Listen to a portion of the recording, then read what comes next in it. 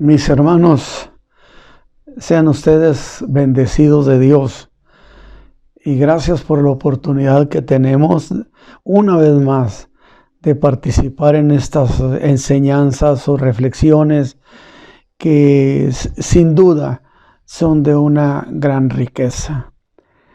Y estos días, estos meses, final y principio, como que nos han sido muy lentos para nosotros en nuestra participación, pero esperamos, por supuesto, ahora sí darle mucha continuidad a la enseñanza. A mí lo personal me llena de gozo lo que es la profecía. He dicho que hay tres cosas fundamentales en nuestra fe. Una cosa es la doctrina, la otra es la historia y una tercera es la profecía. Y para darle interpretación a esto, cualquiera de estos renglones, ya sea el profético, el cronológico o el doctrinario, es conveniente que revisemos donde, por ejemplo, si yo hablo de profecía, esté muy de acuerdo con la doctrina. Si hablo de doctrina, que esté muy de acuerdo también con la profecía, o en su defecto que esté muy de acuerdo con la historia. Así que, teniendo eso en mente, yo siempre he considerado importante revisar la historia. Se me hace extraordinario la historia, acompañada de la doctrina y, por supuesto, prevista por la profecía. Y he dicho que este libro de Apocalipsis es un libro de la segunda venida de Cristo.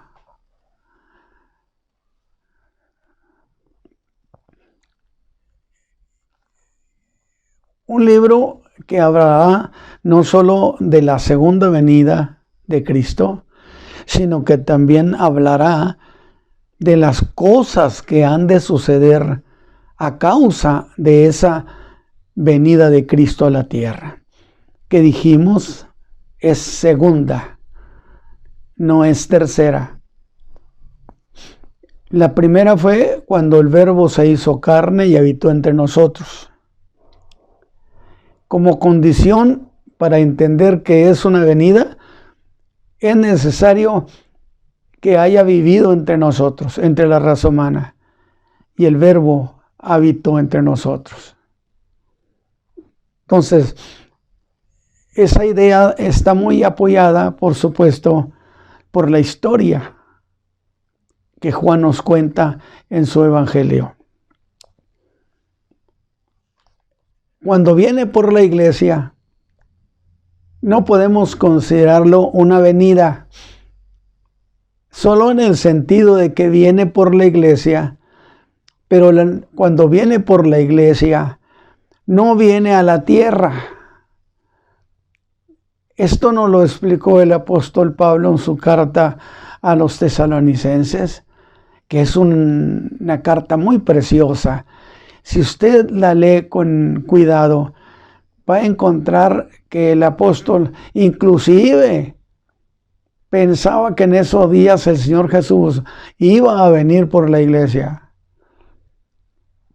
Donde lo dice, cuando él habla y dice, y luego nosotros los que vivimos, es decir, Cristo viene por su pueblo, los hermanos, los creyentes que estén muertos serán resucitados, y luego nosotros los que vivimos, ¿lo ve?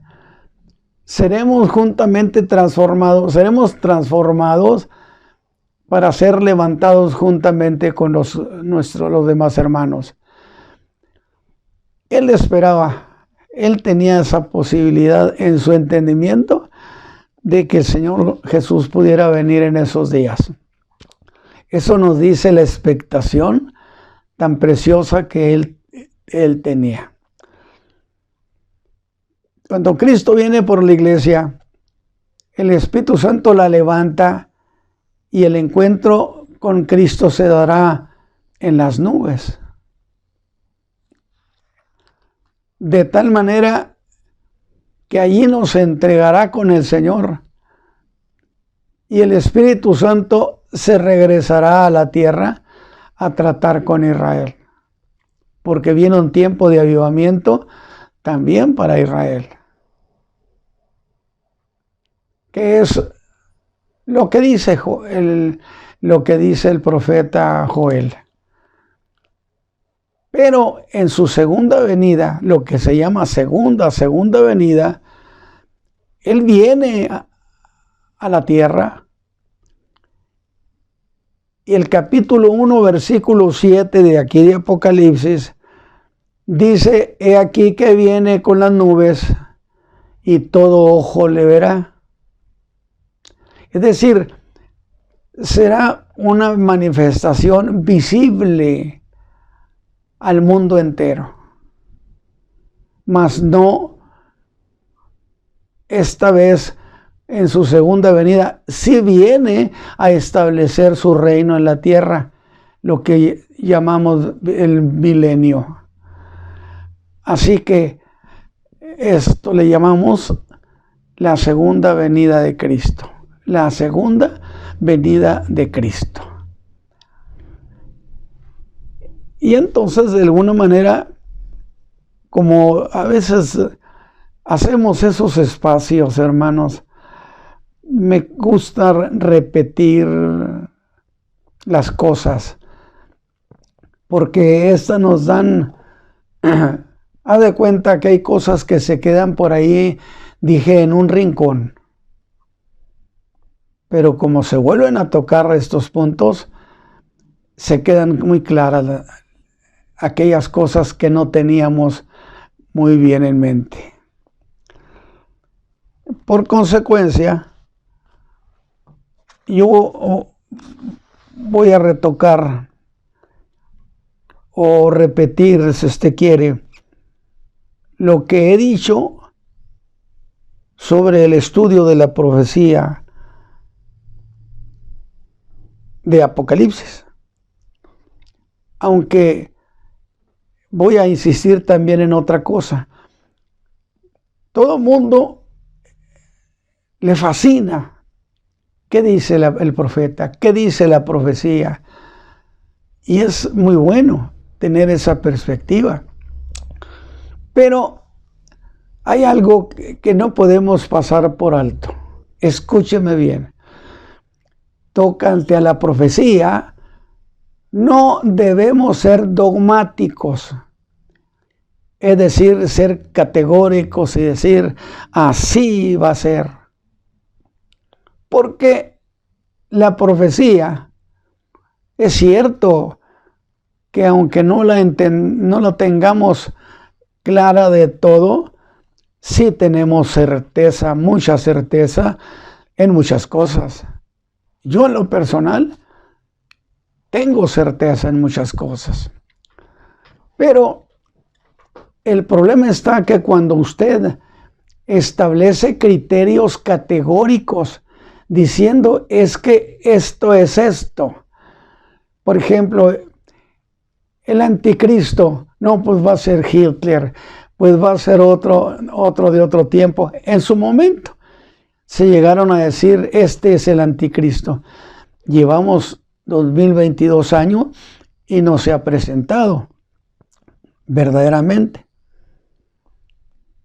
Porque cuando la profecía se cumple, es muy común que es una sorpresa. Es decir, hemos pensado que era esto y esto y esto así. Sin embargo, en el cumplimiento de la profecía, resultó que se convirtió en una sorpresa. Entonces, No podemos ser dogmáticos o categóricos, pero no significa que no podamos tener criterio, cierta certeza, muy próxima, sin duda, a cómo sucederán las cosas. Así que, mis hermanos, solamente para comentárselos, en profecía no se puede ser dogmático. Profecía siempre al cumplirse, algo era distinto, pero muy parecido. Y entonces yo voy a repetir lo que he dicho sobre el estudio de la profecía de Apocalipsis. Y digo que es un libro sobre la segunda venida de Cristo. Es más, estrictamente es un libro sobre la segunda venida de Cristo. La segunda venida de Cristo a la tierra, pero no solamente eso, sino las consecuencias que han de sobrevenir a la tierra y sobre la raza humana. Es decir, Cristo viene a este mundo, establece y sucederán muchas cosas con la raza humana por esa venida.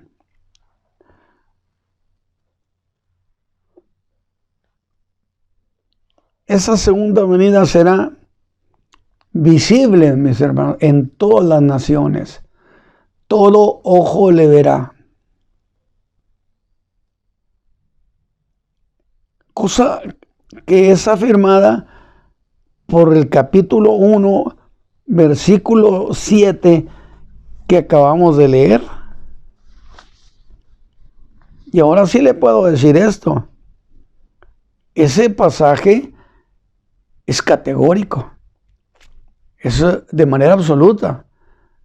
Porque es una profecía que especifica que cuando el Señor venga, todo ojo le verá. No es asunto de interpretación, es asunto de aceptación como un absoluto que todo ojo le verá. Por lo que podemos decir que el que a Cristo en su venida, el mundo entero lo vea llegar. Qué detalle tan bonito, que lo vea llegar. Es una condición única, porque jamás ha existido en el universo algo parecido. Es decir, cuando vino a la tierra en su primera venida, el Verbo se hizo carne. Pero también sí podemos asegurarlo, afirmarlo, por la interpretación que la profecía nos regala, que es el cumplimiento de aquellas 70 semanas que el ángel Gabriel le contó a Daniel para su conocimiento y para la bendición de su pueblo y su santa ciudad. De esas 70 semanas, falta de cumplirse solo una. Eso es Apocalipsis. El cumplimiento de esa última semana que nos falta. Y que abarca desde el capítulo 4 hasta el capítulo 19. Qué interesante. En esa tendrá cumplimiento todo lo que ha de suceder. La semana profética que falta es el cumplimiento de todo lo que ha de suceder desde el capítulo 4 hasta el capítulo 19 de Apocalipsis. Capítulos en los cuales usted no encuentra a la iglesia. Es muy interesante esa cuestión. Y usted dirá, hermano Ramos, usted insiste mucho en eso, ¿sí? ¿Sí? Porque los creyentes, con un error de criterio o de mala interpretación, se perjudican. Su seguridad y su confianza a veces se pierde. O es que la iglesia estaremos en la gran tribulación. Y yo los he visto por 58 años preocuparse. Sin embargo, la iglesia no estará aquí en la tierra cuando se venga el tiempo de la gran tribulación. Y he dado citas y citas y sucesos históricos que con toda claridad nos dicen, hermanos, la iglesia está en el cielo, mírenla, aquí la tenemos. Porque usted no encuentra a la iglesia siendo parte de la gran tribulación. Y todo lo que sucede entre el capítulo 4 hasta el 19, hermanos, nada tiene que ver con la iglesia, cuyo tiempo es distinto al de la profecía de los capítulos 4 al 19. Ajeno completamente. Así que, mi hermano, si usted tenía cierto temor, ¿de dónde va a estar la iglesia? Estaremos con el Señor. Lo decía yo en el capítulo 5 de aquí de Apocalipsis. Había dos grandes multitudes o congregaciones en el cielo y cantaban. Note, una de ellas cantaba, digno es el Cordero, decían, porque tú fuiste inmolado, fuiste sacrificado y nos has redimido para Dios con tu sangre de todo linaje, de toda tribu y de toda lengua. Claramente el grupo que está cantando, el pueblo que está cantando, se llama a sí mismo los redimidos. Y dígame usted, ¿quién más que la iglesia puede titularse o llamarse redimida? No hay otro grupo. ¿De dónde era esta gente? ¿Era acaso la iglesia? Pues dice que venían de todo linaje, de toda tribu y de toda lengua, de toda nación. Pues es muy difícil contradecir eso y pensar que no está hablando de la iglesia. Y ese cantar se da en el cielo. Quiere decir que la iglesia ya estaba allá con el Señor. Y ellos mismos se califican como redimidos de toda la tierra. Pero el segundo grupo canta también. Y dicen, el Cordero que fue inmolado.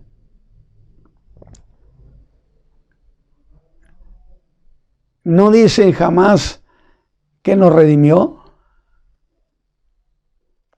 El Cordero que fue inmolado es digno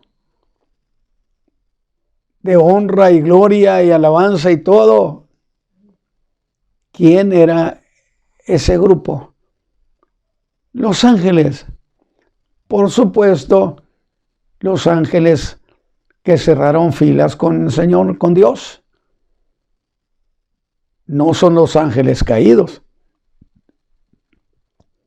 Son los ángeles que permanecieron fieles con el Señor.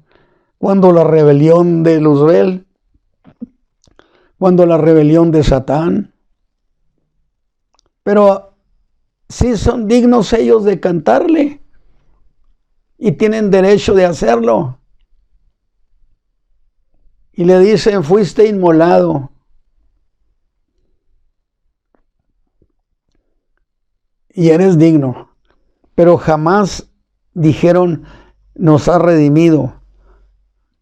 Porque quedamos muy claro.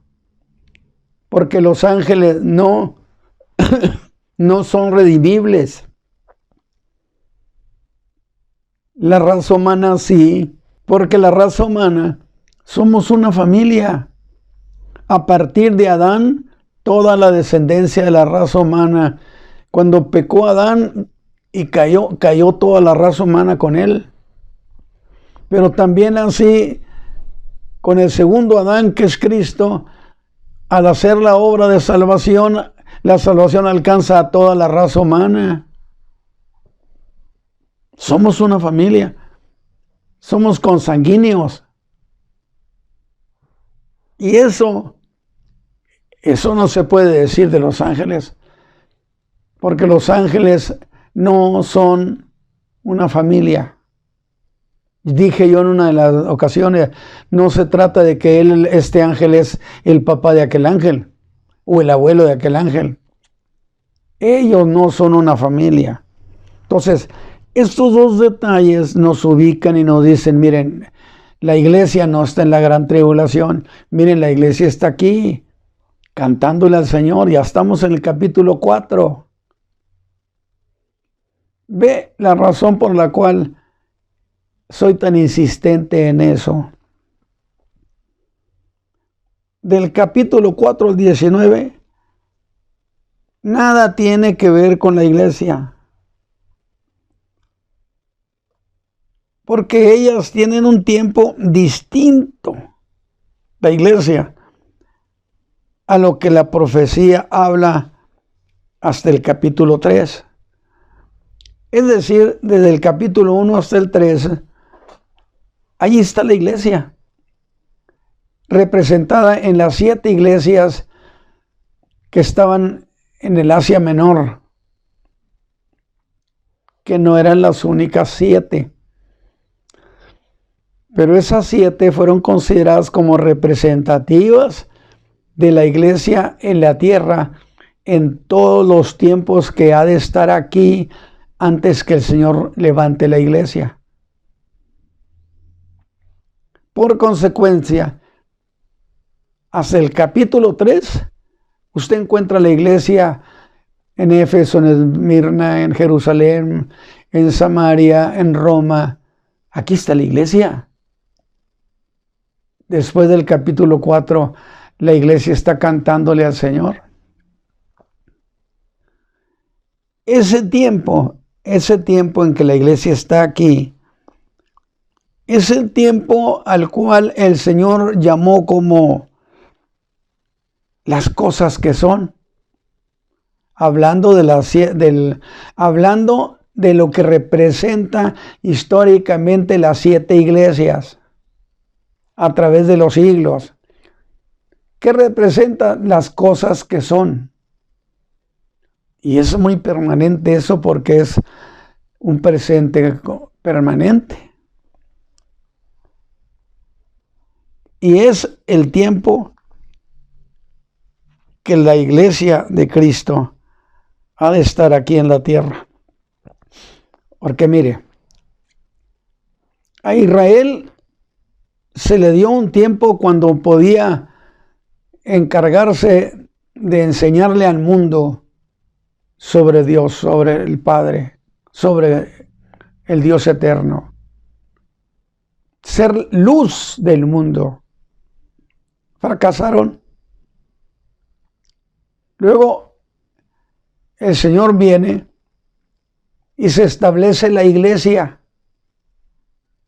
Y al establecerse la iglesia, ahora esa tarea de evangelizar al mundo no se la entrega a Israel, se la entrega a la iglesia de Cristo. Cuando antes del Señor se fuera a su Padre, les dijo que tenían que ir empezando por Jerusalén, Judea, Samaria y hasta lo último de la tierra. Pero fue muy categórico y dijo, vayan con todos los gentiles. Es decir, Israel no logró cubrir más que un espacio, un área pequeña, pero la iglesia tenía que cubrir no solo a Israel, sino cubrir al mundo entero. ¿Ve usted cómo son épocas distintas? Y entonces, todo ese tiempo, la iglesia ha de estar aquí en la tierra.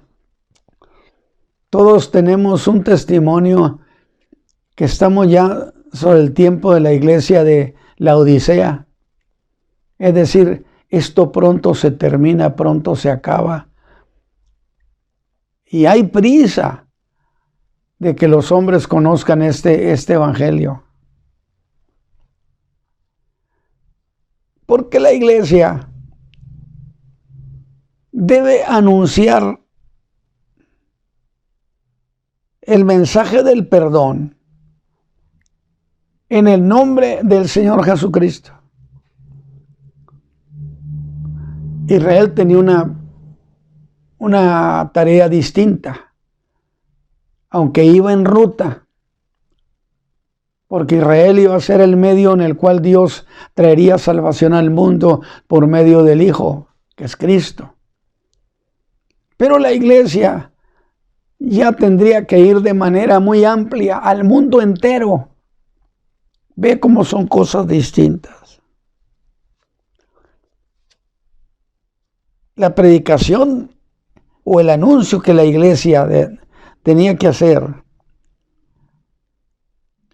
superaba y superó las fronteras de Israel.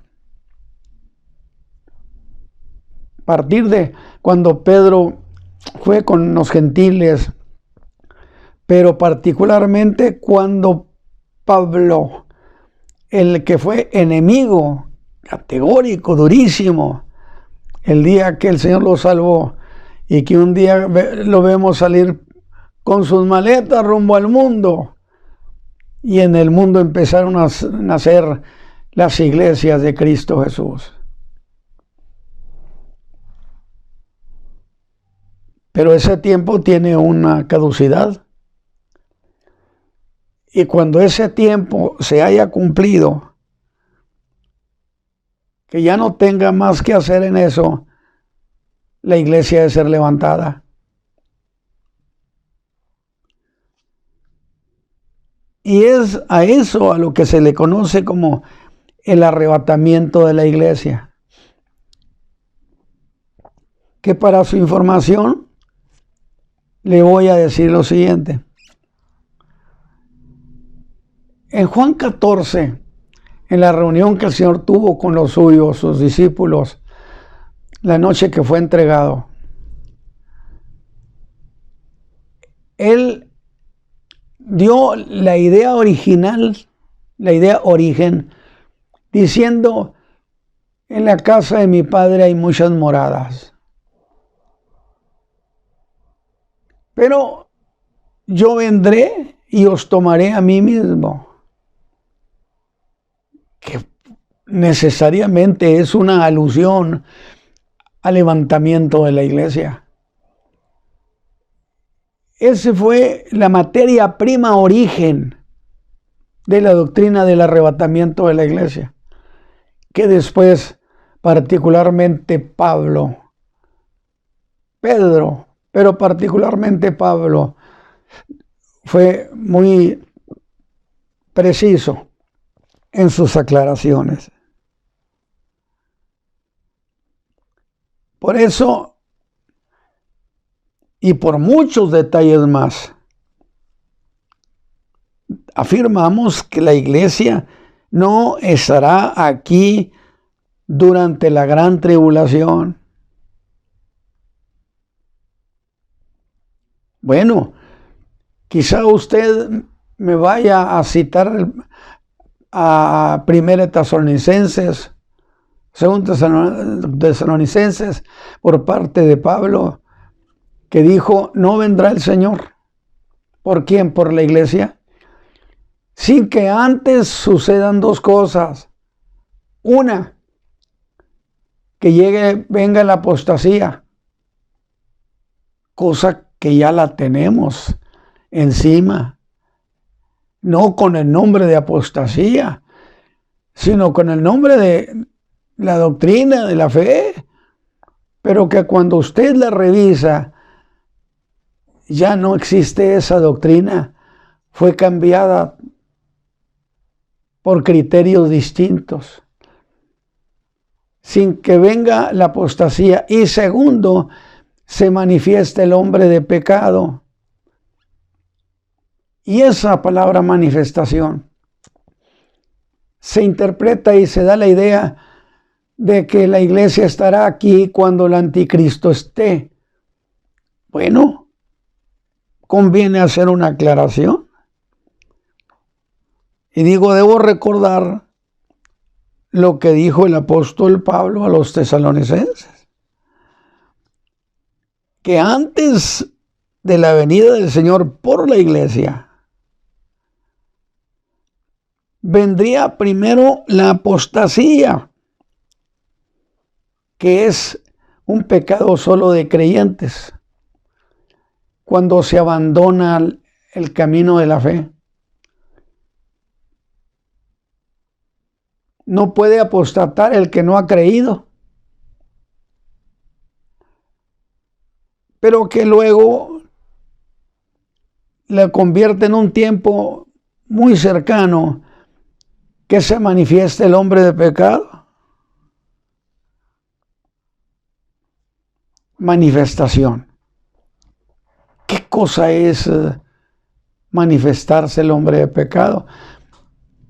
Porque podríamos entender que es precisamente que la iglesia esté aquí cuando esté el anticristo. No dice eso Pablo. Dice que la iglesia estará aquí cuando se manifieste el hombre de pecado. ¿Y a qué se le llama manifestación del hombre de pecado? ¿Qué es manifestarse? Es hacerse público. Es decir, tendrá que haber un tiempo en que la iglesia oirá y conocerá de un hombre muy particular que en realidad cubre todo el perfil del anticristo. ¿Sí? Es una alusión directa, por supuesto, a quién será el anticristo.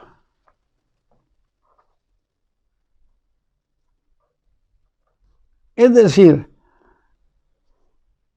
cuando haya un hombre en la geopolítica de la raza humana y ese hombre empiece a ser figura pública significativa,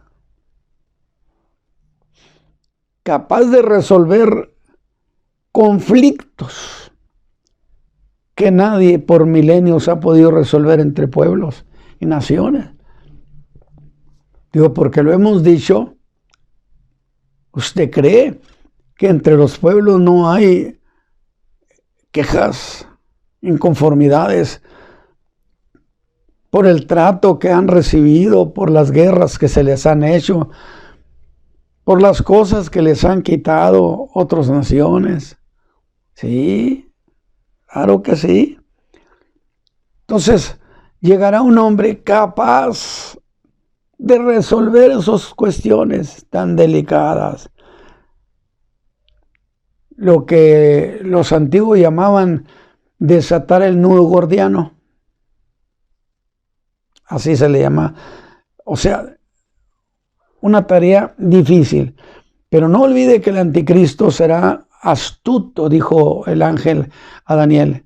Será astuto y entendido en dudas. Y con paz destruirá a muchos. Y aquel primer jinete que ya vimos del caballo blanco, pues parecía que no hacía nada.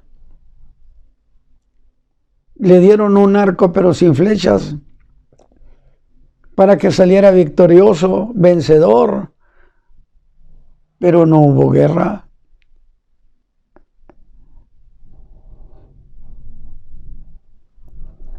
Pero cuando ese hombre se manifieste a la tierra, por supuesto que la raza humana oirá de él, cómo ha resuelto casos difíciles, imposibles. Y la iglesia todavía estará aquí cuando ese hombre se manifieste. Todavía la iglesia no ha sido levantada, pero aquí está. Ya se enteró de ese hombre. Pero la iglesia entonces estará todavía aquí en la tierra. Entonces, ¿cómo podemos resolver esa cuestión? Si la iglesia está aquí y aquí está el hombre de pecado, pues ¿cómo vamos a negarlo? ¿No? Estará durante su manifestación. Cuando él empiece, yo decía, a hacer una especie de política en el mundo, dándose a conocer,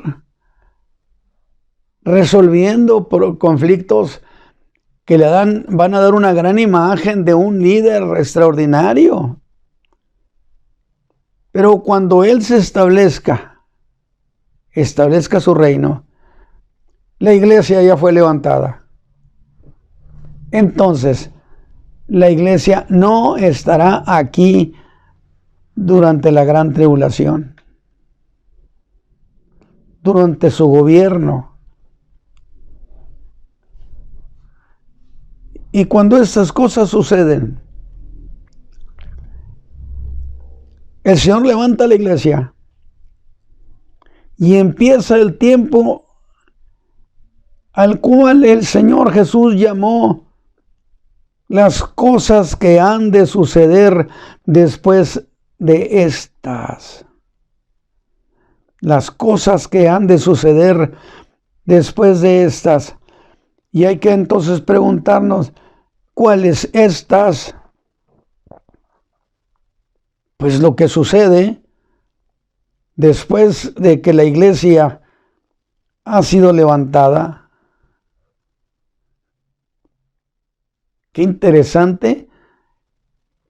O sea, no hay confusión en la escritura. No existe esa confusión. Ya vino ese líder, se va a establecer. Y yo le voy a decir una cosa. En realidad es un principio establecido por la misma creación de Dios. Porque cuando Dios creó al hombre, lo hizo soberano de libre albedrío, con el derecho de querer o de no querer, de aceptar o de rechazar. Por lo tanto, el anticristo no puede establecerse si el mundo no lo acepta.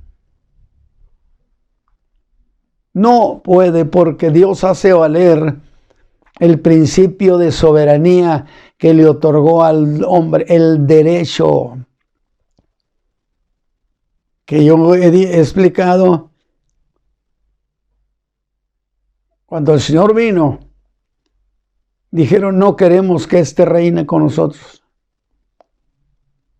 Y fue una una corriente pensante que se movió en el pueblo judío, en Israel, y no se estableció. Ahora, que también debo hacer la aclaración, no estableció su reino porque no vino a establecer ningún reino. ¿O usted cree que si el Señor, su Padre, le hubiera ordenado que estableciera el reino, Él iba a fracasar y no poder establecerlo? Nunca podríamos nadie decir que el Señor Jesús es un fracasado. Definitivamente. Pero cuando venga en su segunda venida, que dije que todo ojo le verá, que dice la Escritura, ¿qué va a suceder? Él pondrá su pie sobre el monte de las olivas, en cumplimiento también a la profecía de aquellos ángeles que les dijeron a los hermanos el día que el Señor se fue a su Padre: así vendrá como la habéis visto. ¿A dónde? Aquí. Y en cumplimiento a esa profecía, el Señor Jesús viene otra vez al monte de las olivas. Cuando Él venga en su segunda venida, pone su pie en el monte de las olivas. ¿A qué le sabe esa profecía? ¿Se imagina? Y va a ser consistente en un momento cuando Israel esté verdaderamente en conflicto, en un intento durísimo contra la nación, porque el diablo habrá de querer extinguir a ese pueblo. Apocalipsis 12 nos dice que el dragón estaba muy al pendiente de devorar al hijo cuando naciera, pero cuando nació fue arrebatado, está con su padre, y entonces se fue contra la mujer que había dado a luz al hijo. ¿Quién es esa mujer? ¿Es Israel?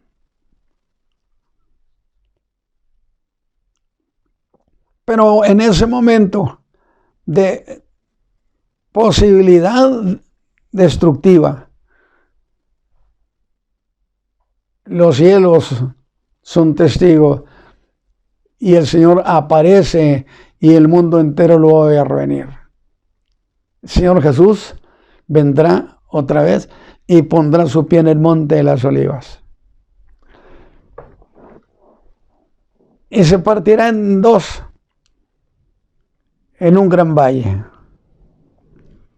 Y como vino a darle liberación a los hijos de Israel, pues Jerusalén, con toda su gente y su liderazgo, pues habrán de recibirlo y aceptarlo. Si usted lee el capítulo 14, luego el 13, luego el 12, hay una secuencia muy bonita, que ellos saldrán a recibirlo, emocionados porque les dio liberación. Y yo digo, habrán de decir: este sí es el Mesías, no aquel otro que llegó en un asnito. Ese era un engañador. Pero miren, este viene como un gran guerrero. Pero luego les enseñarán, verán sus manos y que están heridas. Y le dirán: ¿qué heridas son estas que tienes en tus manos? Y él dirá: herido fui en casa de mis amigos.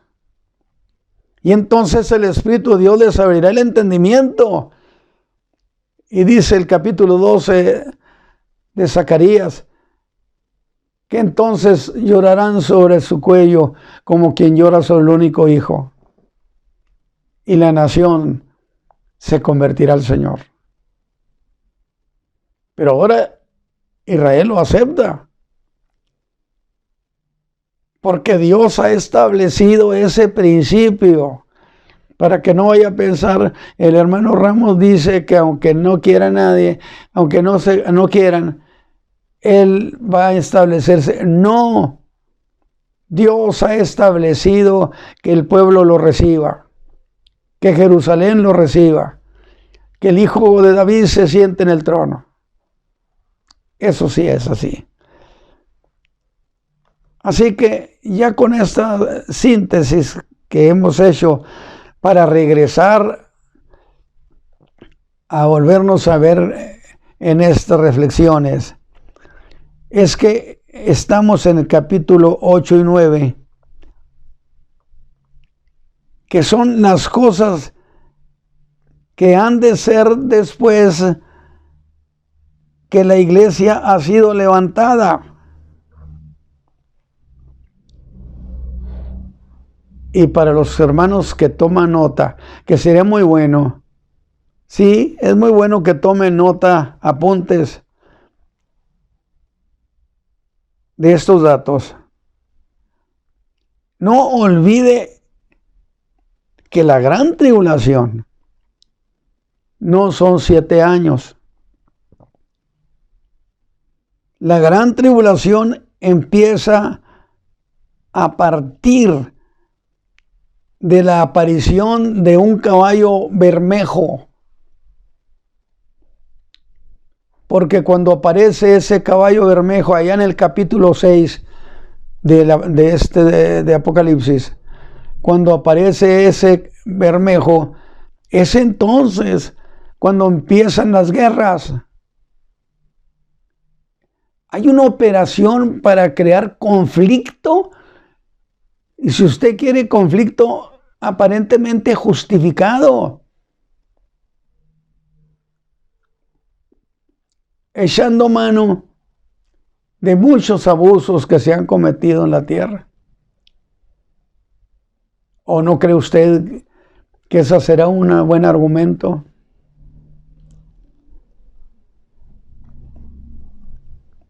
De tal manera que la aparición de ese caballo bermejo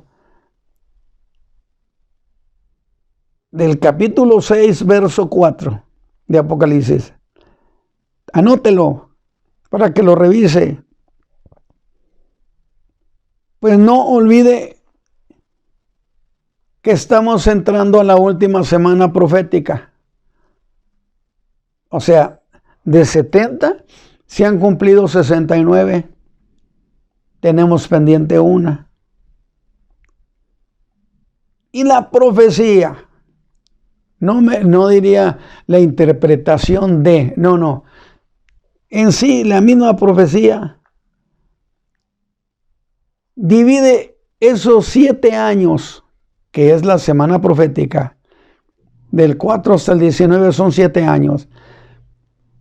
Divide ese 7 años en 2 tiempos. Una, la del caballo blanco,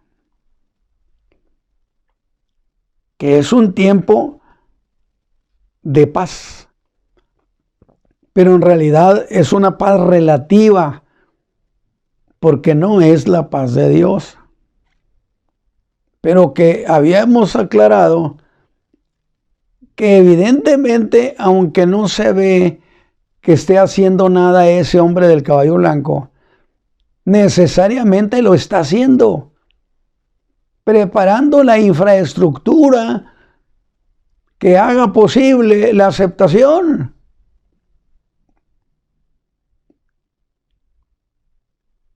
¿Cómo sería que los liderazgos de la tierra, del mundo, le den el visto bueno? Pero no es la paz de Dios. Entonces, ¿qué es? Es la ausencia de la actividad de Satanás. Es decir, él no está activo, sí, pero no en la tierra. Según el capítulo 12, ha de estar allá en el cielo, donde Cristo tiene a su iglesia. Y se abre un tribunal para juzgar a los creyentes. Es cierto que nadie puede ser juzgado 2 veces por el mismo delito. Y nosotros ya hemos sido perdonados por el Señor. ¿Sí? Pero una cosa es que un juez esté de acuerdo en que yo no soy responsable de haber hecho tal o cual cosa. Y otra muy distinta a que se me juzgue oficialmente para que oficialmente sea declarado inocente. Y la iglesia va a pasar por ese tiempo en el capítulo 12, donde dice que acusaba a nuestros hermanos día y noche. Y será un fiscal terrible, incorregible. Y lo más maravilloso es que de toda esa gente que el Señor levantó, ninguno es regresado. Porque todos, dice, le han vencido al juez, a ese fiscal, por la sangre del Cordero y por la palabra de su testimonio. Y entonces Satán es arrojado a la tierra. Y entonces ahora sí, empieza el tiempo del caballo bermejo, que es lo que inicia a la gran tribulación. La actividad satánica se reinicia sobre la tierra. Esto, sí, léalo, escríbalo, anótelo. Según el capítulo 12, verso 14. Capítulo 12, verso 14. Que el ángel le dijo a Daniel, va a ser un tiempo de angustia, cual nunca fue sobre la tierra. Tiempo de angustia, ¿con quién? Contra Israel. Y precisamente el Espíritu Santo vendrá a apoyar, ayudar a Israel. Pero también dice que el arcángel Miguel vendrá en defensa de ese pueblo. O sea, va a ser un tiempo terrible, durísimo.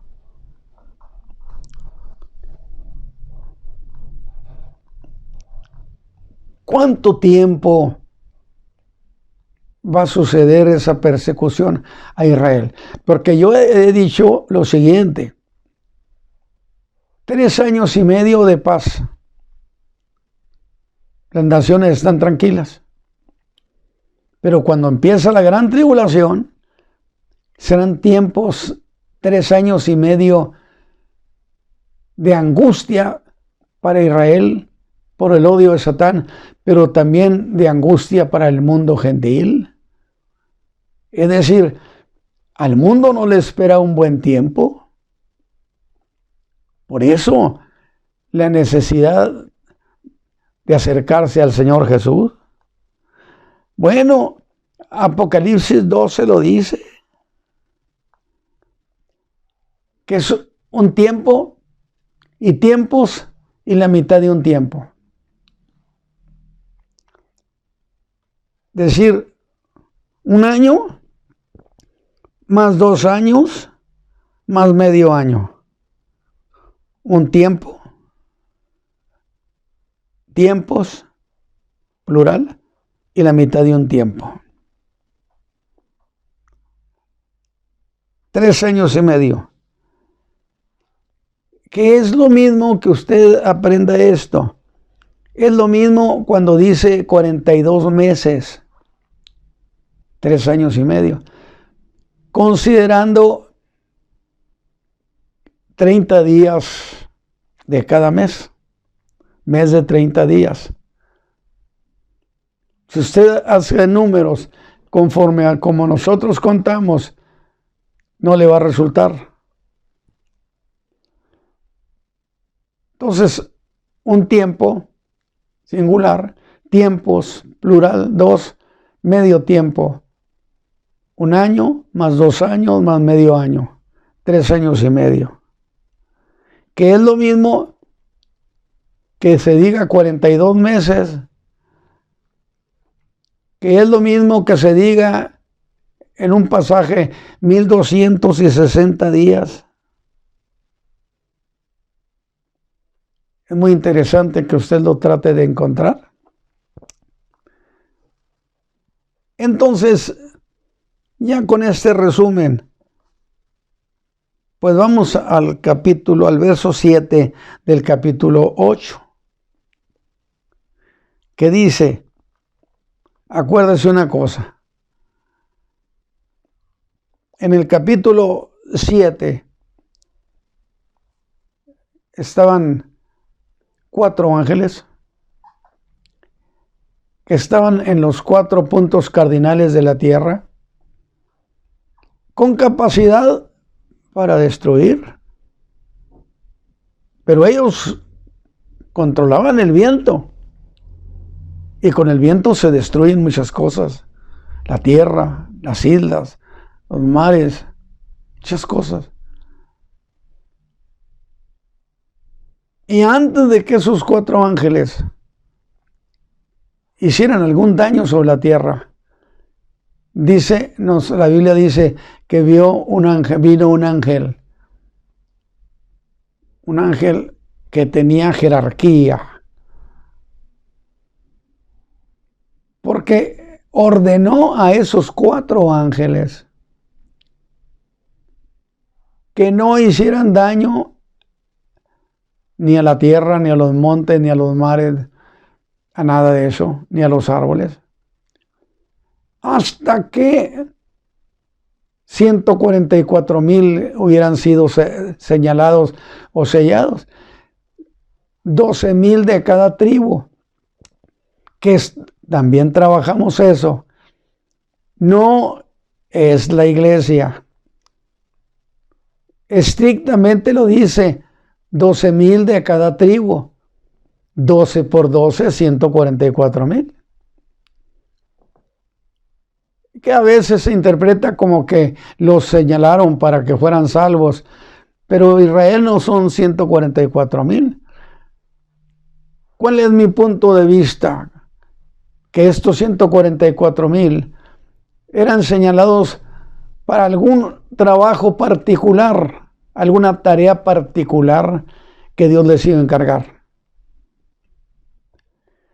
Que por cierto, sí se les autorizó luego que destruyeran, que ejercieran el poder que tenían, porque ya después en los capítulos siguientes surge lo que pasó con ellos.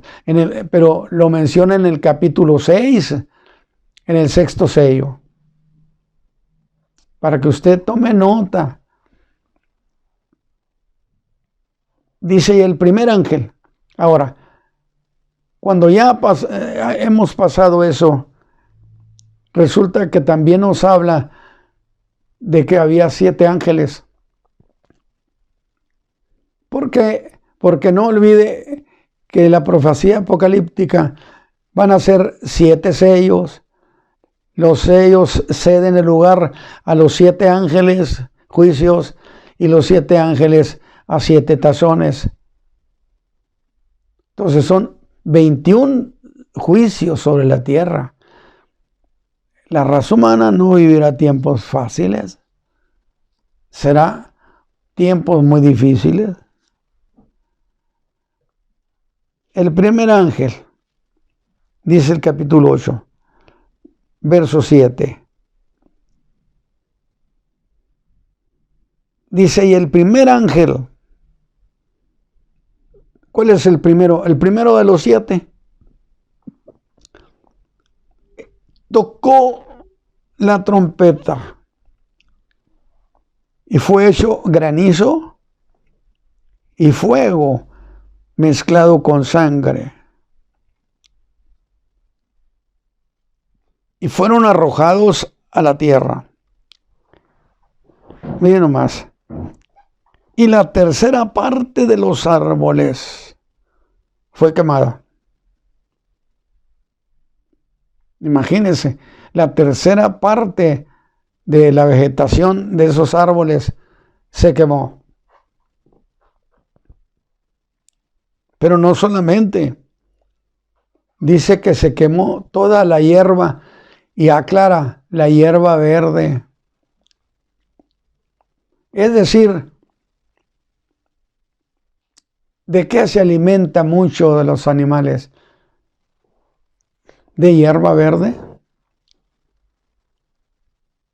El mundo se está quedando como un desierto.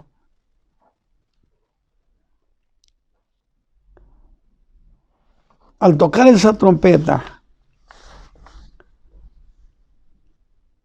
en el mundo se dio una gran tormenta de características únicas. Granizo y fuego mezclado con sangre. Difícilmente pensamos así.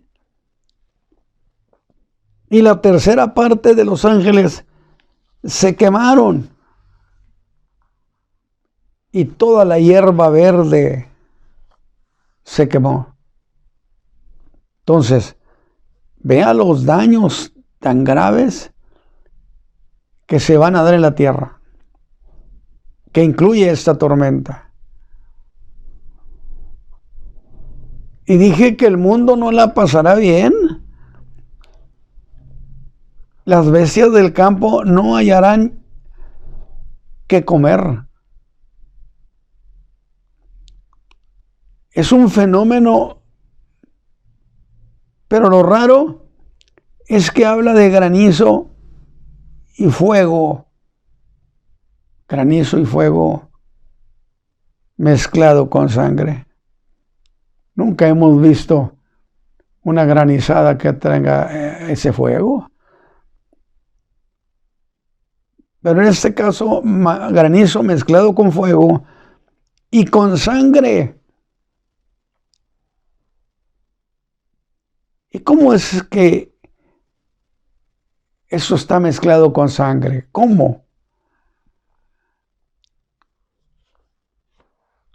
Bueno, se puede pensar que sin duda esa granizada mató a muchos animales, a muchas aves, pero no dice nada de los hombres. Entonces, pero evidentemente eso produjo muerte de hombres y animales, aunque no lo mencione de esa manera. Y es posible que se trate en realidad de una gran mortandad. Con cuánta razón el Señor convocaba a la gente al arrepentimiento.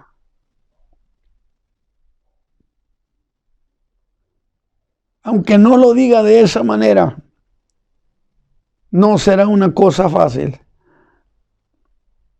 Pero desde luego, imagine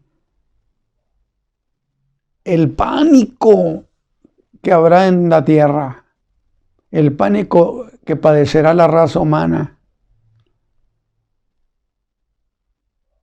Ahora bien, digamos que ese primer ángel tocó su trompeta.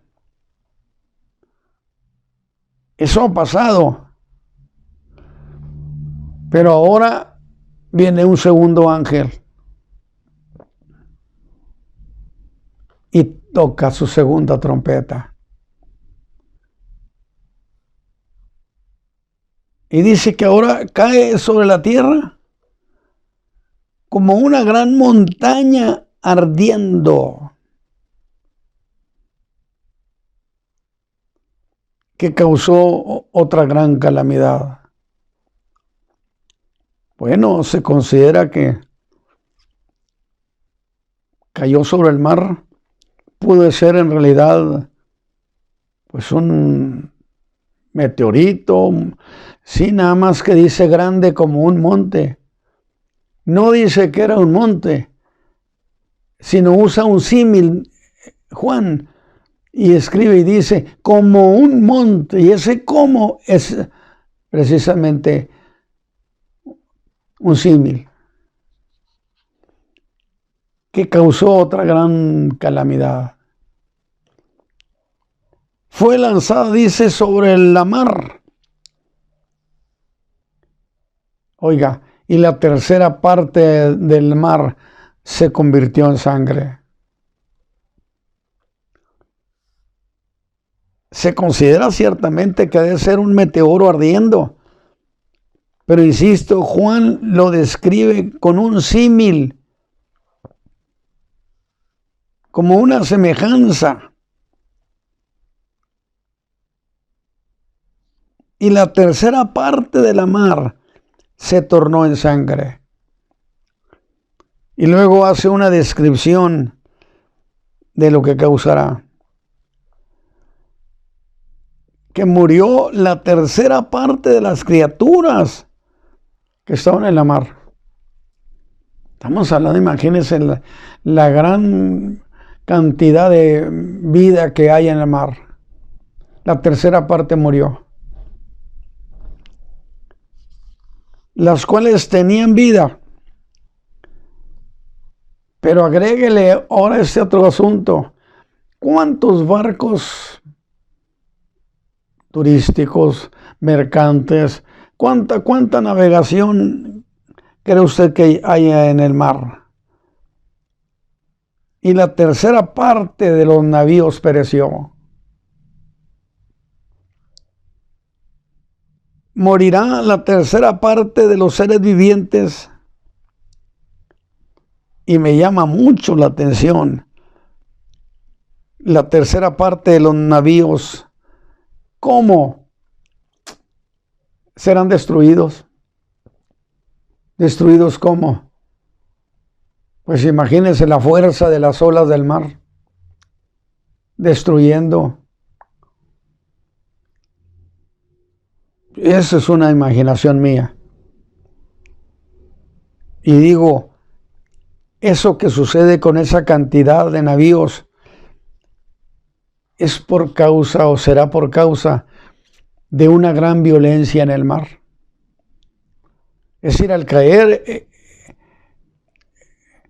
sobre el mar, algo semejante a una gran montaña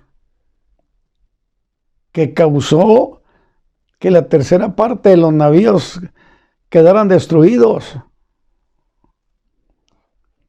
Sin duda para mí es una violencia del mar por causa de eso. Y después de esa trágica segunda trompeta, sonará una tercera. Según Apocalipsis 8, 10 al 11. Esta vez cae sobre la tierra una estrella ardiendo.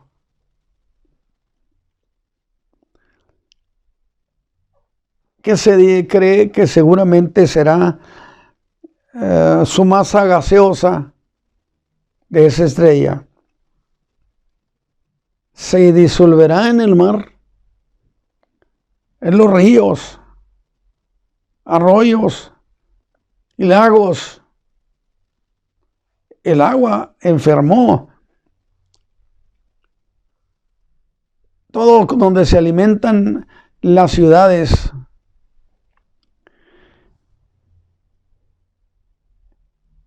Y un gran conglomerado de gente del campo. Y las aguas serán dañinas. ¿Cuánta gente cree usted que no dirá hagamos pozos? Y cuando descubren el agua, esa está envenenada, amarga. Y muchos se morirán por beber esa agua. Y muchos por no beber nada.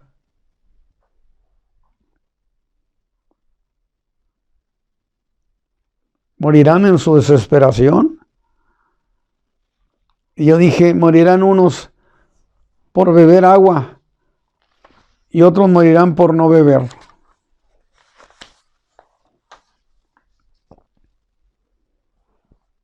Estoy pensando, el mundo será como un desierto. No hay agua. Y la que hay mata a la gente. No habrá manera. Donde encuentren el agua, será igual en todas partes.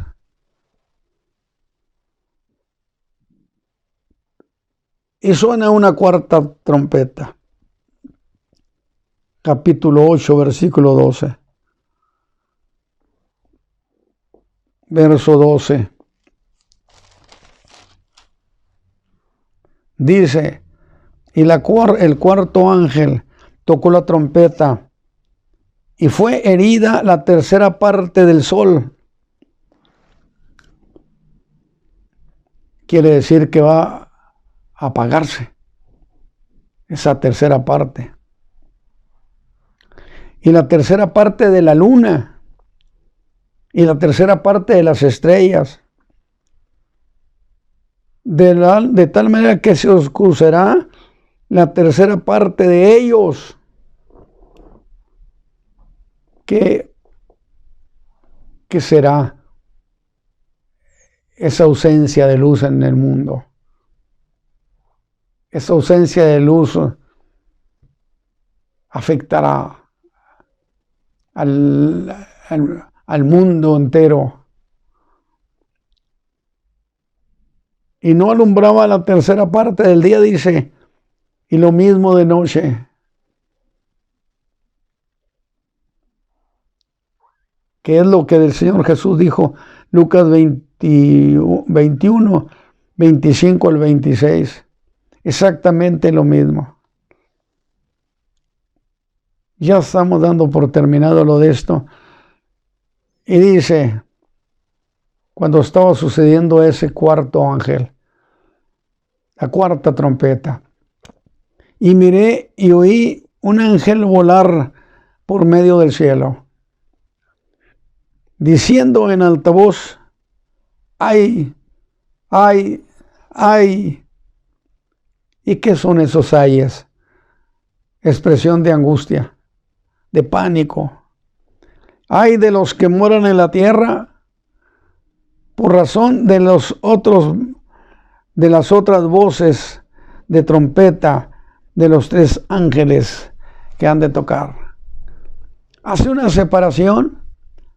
Miren lo terrible de estos cuatro trompetas, cuatro ángeles que tocaron. Pero lo que es peor, espérense lo que viene, los últimos tres ángeles, las últimas tres trompetas. Será tiempo terrible. ¡Ay de los que moran en la tierra por razón de las otras voces de trompeta de los tres ángeles que han de tocar! Yo creo que esto nos da una idea de la importancia que tenemos que darle a nuestra fe, a la enseñanza de la palabra. Nos vamos a estar viendo el próximo sábado a las 7 de la tarde. Que Dios, el Señor, le bendiga, que esté muy bien este tiempo. Y piense en esto. Gracias a Dios porque nos regaló a su Hijo Jesucristo, quien murió por nuestros pecados y nos dio salvación eterna. Padre, levantamos nuestra plegaria a ti y te damos muchas gracias porque tu Hijo amado nos dio liberación pagando con su propia vida. Padre eterno, gracias por Jesucristo. Y permite que este evangelio sea un evangelio que salve a mucha gente, porque el mundo vivirá tiempos terribles. Que tu Espíritu Santo abra el entendimiento y que muchos decidan creer en tu Hijo Jesucristo y pedirle salvación. Muchas gracias, Padre, por tu Hijo amado. Amén. Amén.